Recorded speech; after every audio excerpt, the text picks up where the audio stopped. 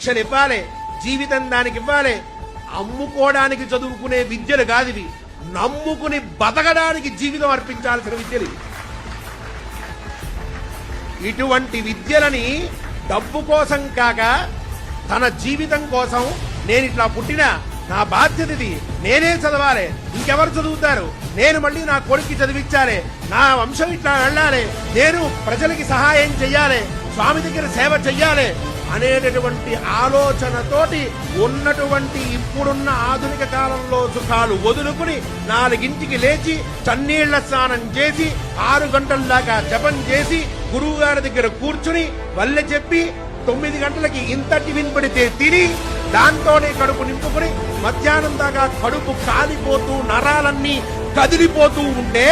అయినా సరే లెక్క చేయక ఆ మంత్రాలన్నీ వల్లె చెప్పి చెప్పి చెప్పి మళ్ళీ కొంచెం అన్నం తిని నిద్ర వస్తుంది, ఎక్కువ తింటే అంటారు గురువు గారు. కొంచెమే తిని మళ్ళీ వచ్చి గురువుగారి దగ్గర కూర్చుని సంత చెప్పుకొని సాయంత్రం దాకా అదే పని చేసి జపం చేసి రాత్రి మళ్ళీ 10 దాకా చదివి వాడు పడుకుంటే వాడి ఒక్కరోజు జీవితం ముగుస్తోంది. ఇట్లా వాడు 10 సంవత్సరాలు